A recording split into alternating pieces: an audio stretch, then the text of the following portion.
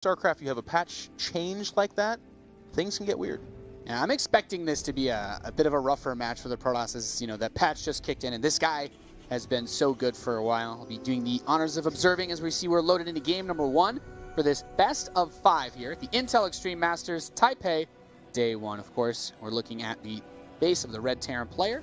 He is Beyond. He's been on fire. If you've watched any online tournaments. Beyond on fire? Should we just go ahead and say that? I don't know. Beyond fire, I don't know on fire. Everybody can't be on fire. Wow. There's Yun opening up probably a Fast Reaper, as we've seen so often. And in the top right, we have the blue Protoss player, presenting Millennium. Of course, he is Lilbow. And this is a pretty darn decent map if you're a Protoss from that perspective. You've got the very easy natural expansion. We'll make a comment on this opening from Beyond here in a second. So anytime a Protoss can pretty assuredly guarantee themselves a safe expansion, they're already liking the map. The next question on their mind is, well, where's my third at? And this map does make it a little bit interesting. It's quite a large ramp leading into it, a little bit exposed, but because it kind of shares good distance between the 3 bases, you're not too hyper worried about like drops and getting split up too much. A fairly good Protoss map. But Nate, you saw this opening from Beyond, double gas like this. What are you expecting here? So there's a lot of Korean Terran players that have been opening up with this build in the high Grandmaster ladder. It's like pretty much where everyone's looking for builds right now, since there's so few Korean tournaments to watch. Well, I mean this is where I look for builds, and this is pretty common. The Marine opening into the fast reactor. He's going to get a tech lab on this factory when it's done. He will go for a fast cyclone, and he'll build a starport and go right up to Liberator. This is one of the most standard aggressive openings that we see. He hasn't fully saturated his second gas, but I think it's just to make the timing work out a little bit better.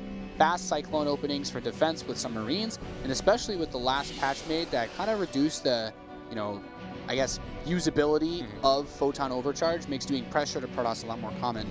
The Widow Mine opening as well is also pretty common before you go for the Cyclone, so that you can afford to start the Liberator on time.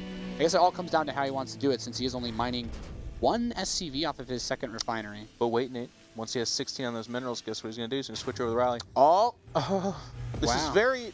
See, now this is like the respect barometer for me. Like, if it's a guy who's a little bit sloppy, like, say, myself, maybe TLO, you're like, oh, we made a mistake. Calculated. What an idiot. No. But yeah, but if it's like... And the guy that really kind of made this popular for me was Naniwa. His gases, man, it was like an art on itself, and it was just incredible to watch. But obviously that's planned. He wants to have the... While it is just one base and he's delaying the expansion, you need to make up the difference with the mineral saturation there. But we do have a Stargate coming out from Lilbow. This is also something very popular in the matchup. The Oracle, of course, in Legacy Void has a lot more utility to it than just as a harass unit. What I'm kind of curious to see is we've been seeing some Protoss players in the PvT matchup and actually in the PvZ as well go beyond just one Oracle. And it's not like a one base all-in type of thing, but like I have 3 or 4 flying around. It's kind of an anti-drop. It's kind of I constantly know what your tech is with the scouting ability. And then, of course, you need to make quite a bit of defenses to hold off that. And we have a proxy gateway going out on the map, so Lilbow's opening up the door to get aggressive. Meanwhile, Beyond heading across the map with this drop. He's got a Widow Mine in it. He's following this up with a second Widow Mine and a Liberator. So not the super fast Cyclone rush. He wants to try to get some damage done. And you know what? Decent pylon placement, Nate, but if he's not there to charge it, and he does get the... Here comes the Phoenix. He's got to pick up the Widow Mine. It does do that, so he's going to give it a chance here to do something. But where is that Mothership Core? He doesn't even have one. Well, he's going to abandon the attack. Good pullback by Lilbow. Minimal probe loss, if any, actually. Did he lose any? No, just well, okay, come on. Just 2. Okay, oh, he's basically nothing. He's moved in from the other side, though, and he's bringing the drop back at the same time. The Hellions actually ran by during this into the natural expansion, so up to 8 probes killed. I guess the Hellions managed to come in and make a play. The medevac pushed back for now. Keep in mind that Liberator is still on the way over, but are the Phoenix going to move out? I don't think so. No, so here's the next question, though. With those Phoenix out, by the way, this Liberator, it's going to hope to sneak in. Oh, they're friendliest stalkers in the neighborhood. Okay, could have gotten I know what they were there to do, but they didn't actually. The Liberator is going to be deflected by the Phoenix should the Phoenix be on that half the map. But here's the next big question, Nate. There's a lot of offensive stuff being warped in just outside the base. We saw quite a few probes go down, so it's really a question of, can Lilbow make up the difference? Now, keep in mind, these Marines are unupgraded. They don't have combat shields, no stim, nothing, so it could get dicey over there. Yeah, the Phoenix are going to come in to scout this out a little bit, see what's going on as we have a siege tank finishing up. There's no missile turrets, but there's no oracles, so But that Liberator. And that Liberator does show up. 2 kills. The probe's not reacting at all, losing a lot. At the same time, he's just trying to make this push up the front. The tank is not sieged. Stalker's going to try to break this ramp as the Phoenix come into it. I'm assuming he's just going to try to lift up the siege tank with his Phoenix if he gets too close.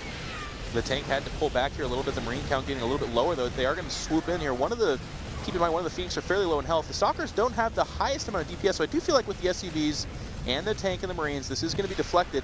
Liberator's moved into the main base, keep in mind, and we are seeing some probe loss. Yeah, he's not building anything out of that Stargate. There's nothing at home to defend, and Beyond holds GG as he takes game number 1 in this best of 5. I mean, the Liberator counterattack worked really well with Lilbow wanting to get aggressive, so it's like we are loaded now into game number 2 of this best of 5, currently leading 1-0. We have the red Terran player in the northeast. We have Beyond, who's been doing super well. Unsurprisingly, as one of the best Terrans, a patch that helps Terran will definitely keep them in a good spot. Yeah, he's going to be happy about that. And he's facing off against the Frenchman in the southeast. We have Lilbow. Rough start to the series, but yes, that's best of 5, right? We got some time. There's a lot that could happen. Yeah, he can feel. I mean, anytime you try a cheese and it kind of doesn't work, but you don't get necessarily slaughtered. That last game, had its moments where Lilbow probably could have, even to himself, he's saying, well, if I would have done this or that differently, I think I could have been really ahead. That's kind of okay. The danger, though, is best of 5 is nice. It's a more expanded series, but you're facing Beyond, and it feels like if you have a favorable map for Protoss versus Terran, and you have a situation where if you would have made a couple of decisions differently and you would have won, you got to kind of mentally rein that in, because that can be tough. And Lilbow is mentally tough. I think that's part of what makes him a champion. You look at him and some of his fellow countrymen, Petit Drogo, Stefano, these are the guys that, like, when they won, that was like the first time they showed emotion in the entire run of the tournament. And it's because they're just so in control of themselves. They're so on top of it. Yeah. I also like you mentioning, it's like, you get your first draw coming out here to Taipei, and it's okay, you're playing against pretty much the juggernaut of Legacy of the Void. Like, Beyond's the Terran that everybody looks at. We've seen a lot of top Terran players in GSL, SSL. I think what comes to my mind immediately is the guys like Innovation that were in big peak form at the end of Heart of the Swarm, and they just flopped super hard. Yeah. Like, not super creative strategies, not able to make it work. And guys like Beyond are, I think, touted as highly as they are because they've been ahead of the meta, so to speak, just because they play so much and played a lot in the beta. Plays to their style, too. Beyond's always been fairly bionic heavy, and I feel like, especially the TVZ right now, as you and I were kind of talking about off camera, you're talking a lot about the strategy right there, a lot of 2-base bio pushes. But also the TvP matchup, there was some talk about mech, and there's definitely some Swiss Army openings where you see a little bit more diverse units, but it's still very bio heavy, and it still very much so comes down to, can you drop really well? Can you parade push even against a Protoss? That's something we're seeing a lot more of. There's no Colossus Storm combinations for the most part, so you're not facing a death ball that you cannot possibly rock. If you got good micro, good macro, you're going to be doing better in Legacy of the Void. Yeah, I completely agree. In this game, pretty slow start as both players going for a little bit more, going for the economic openings. Not that super fast tech rush from Beyond, but he is going for the starport off 2 bases. And still no mothership core, Nate. Yeah. He was I guess. Like, nerf?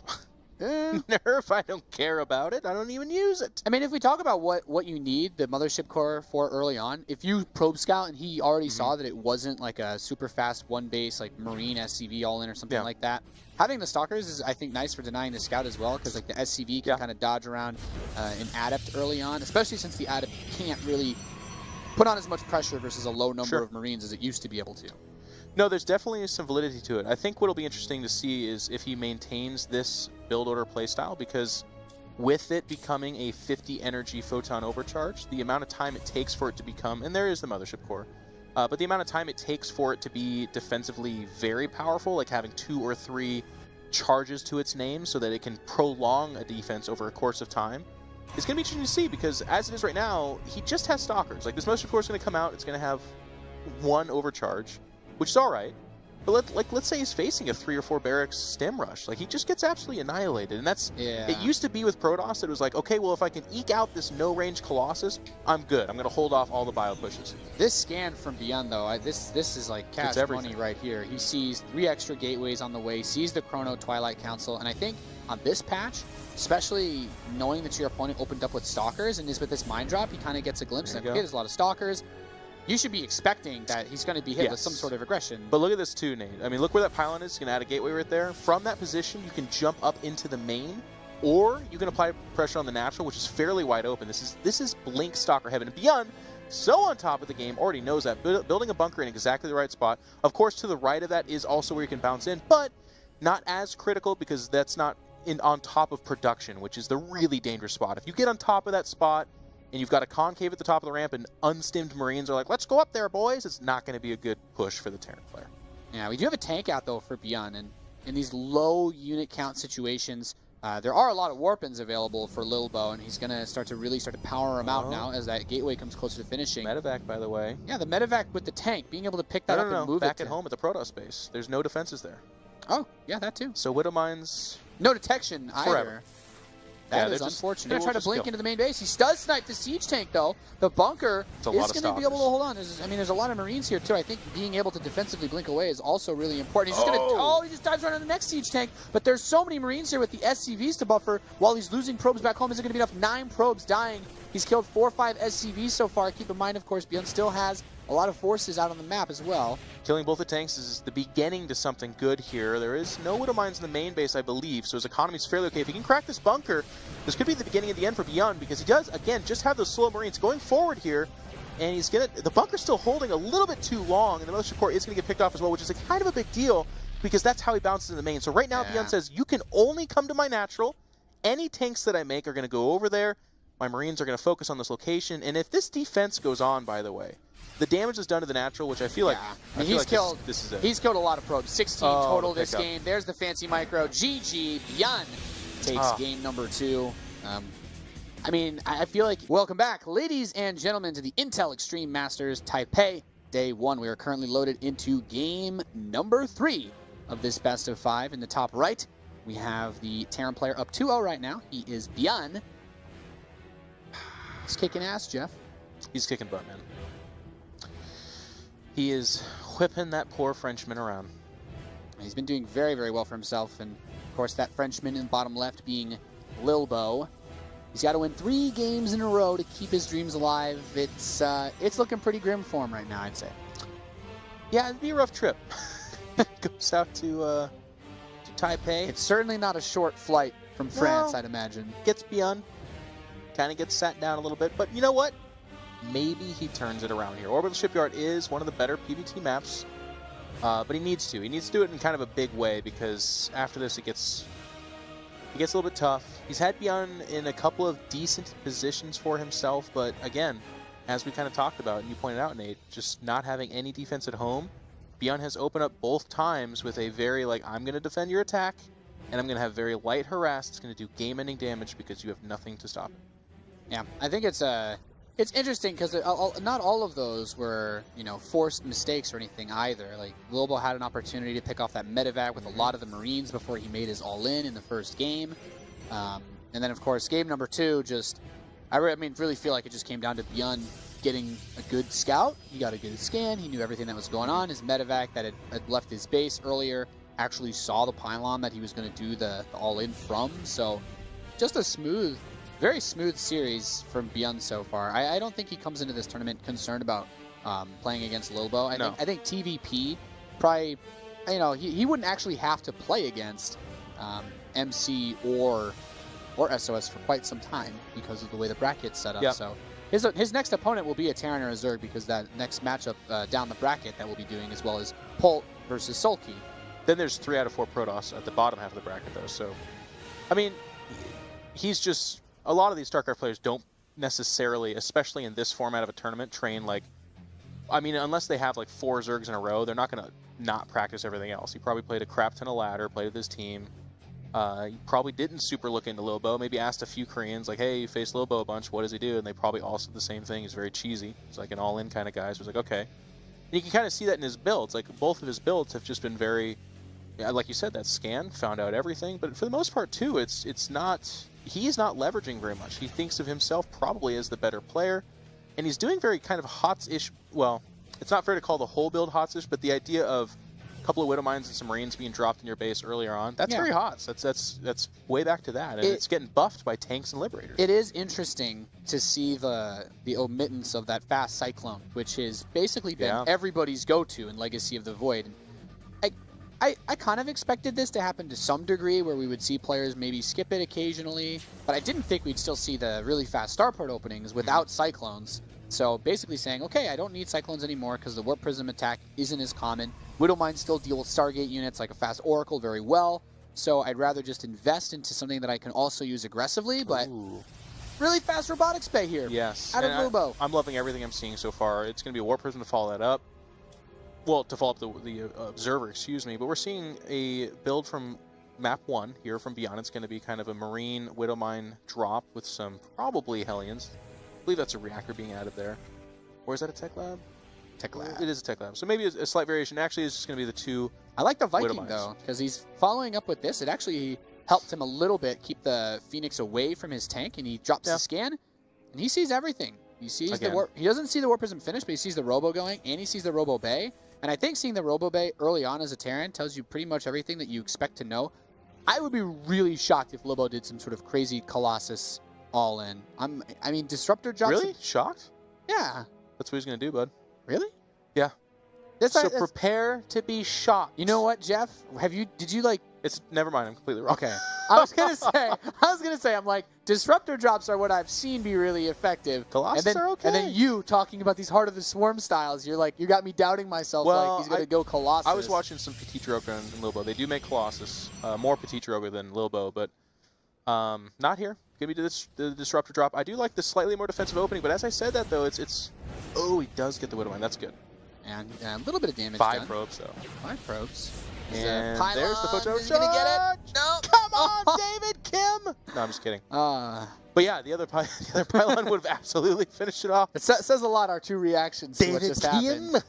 Yeah, Jeff gets away. You panicking and me with a sigh of relief. Really? No, I'm like the perpetual underdog fan here, man. Ooh. I just want. We'll take that was shot. he not looking? No, probably not. Beyond is everywhere right now, man. But with that hit and the Widow Mines being deflected, fairly okay. 5 probes, but in this day and age, that's more okay than not because it is not being followed up by a 2-base all-in. We saw the 3rd CC from Beyond. So the 3rd Next will go down at a decent time here as well. And now, let the great harass begin. Wow, double disruptor. So he's going to be bringing the great balls of fire over to Beyond's base. Really?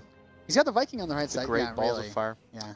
Well, there will be many jokes like this made throughout the entirety of Legacy. More of the Void. so, okay. Yeah. Until they change the disruptor into a cube, these jokes will never stop. Broadcast. I was going to say, the longer this goes, the more genitals that will get referenced. But for right now, the Observer winning the MVP award, knowing and showing where these forces are, and you did say that Viking is there, and of course that would be Bad News Bears. It still is Bad News Bears in terms of how much harass is going to get done. Oh, okay, we got the Viking doing nothing. But with that speed upgrade, he can get away from this. I think he did manage to grab. I guess he got a couple probes and then backed off. He doesn't want all the stalkers to be able to blink into range. I think from this far away, I don't know if it doesn't hit anything. Yeah, I don't know. Yeah, but I don't know if the stalkers could all hit it at once, so he might lose his stalkers very slowly. Well, for right now, it doesn't hit anything, so he doesn't have to worry. Yeah. He's gonna try to pick up a stalker. Getting into a cheeky spot. Oh, look at Lilbow. He's so on top of it. It's like, nope. Very smart. Okay. No chance. So far, nothing, though, with the disruptors. I love this, though, because his Observer sees it, but he recognizes that Beyond is a little bit too tight together for him to get those disruptors in without possibly losing them. But look at the way his Observer is set, right? He can see, as soon as he comes down that ramp, he's going to be looking for it. And the scan from him says, everything's at home. Let's never look away from this, by the way, because when he comes down that ramp, I might do something. He loaded up a tank. Here we go. Here he comes. The Observer's like, yes. Oh, yes. He can't even run away. Oh no. Here we go. Do it! Double disruptors are gonna come down. One gets jeez, so many Marines. He didn't fire the second shot. No. The second one was like, let's go! He's like running forward with it. Nothing left to kill. Okay. That's okay though. Good hit. Good. decent number of Marines have died so far. What Don't lose the Prism. That's a very expensive Prism. Oh, terrible. Goodness, he goes for the shot.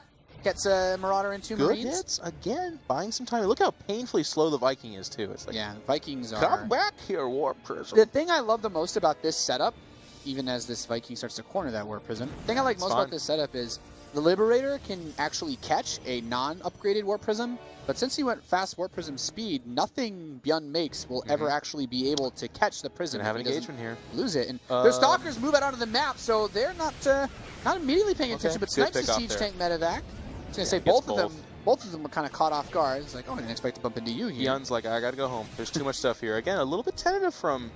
And Lilbow. look at this, while running back as these Stalkers begin to engage, he's got the Disruptor in the front, but he's going to drop both Disruptors from the back. The Marauder's trying to run away, but focuses down the Disruptors and kills them before their Purification Novas can actually go off.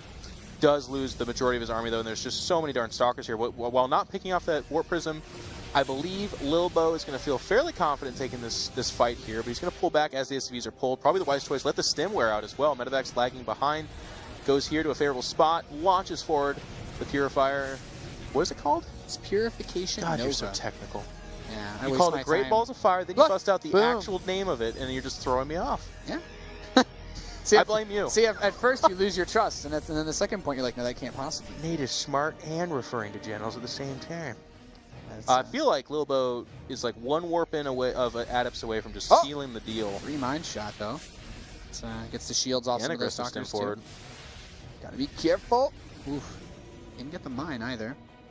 Just constantly pushing out here. Bjorn feels like he's the aggressor, pulls out, yeah. I mean, as Terran, I feel just securing yourself on 3 bases is one of the most important things you can do in TvP. Like, he doesn't actually need to do much because Lilbow doesn't have a 4th. Well, Nate, he also doesn't have any forges going, so I feel like it has to be no upgrades. He's got his 1-1. He has to end it now, and it's getting harder. Because as time goes on, he's still eating these mine shots, too. Tactical pause for Battle.net, I appreciate that. And there is the Purifying what? Purification Nova. Purification Nova going forward. And here's the fight. But again, not super favorable, actually, for Lilbow. I just feel like Lilbow has had such a huge advantage in all these fights, but the advantage is kind of starting to be mitigated. Now the Liberator's in position to do some damage.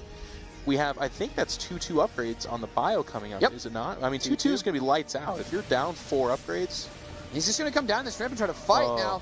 Does get 3 Marauders with that Disruptor shot. The Warp Prism is injured, but still standing, and he's going to be forced back a little bit. I think, you know, these medevacs, very low on health. They don't have any energy. No. Bjorn, I don't know if he needed to push down that ramp to fight. He does still have time on his side with those upgrades, and he has the Liberator helping to hold the high ground. And that's, I think, if this does go the way of the Protoss, going to be the thing that Bjorn looks back on and regrets the most. I think if this game keeps going... Marauders got nerfed. They didn't get nerfed that bad. Bjorn sweeps him. I think the most important thing you mentioned there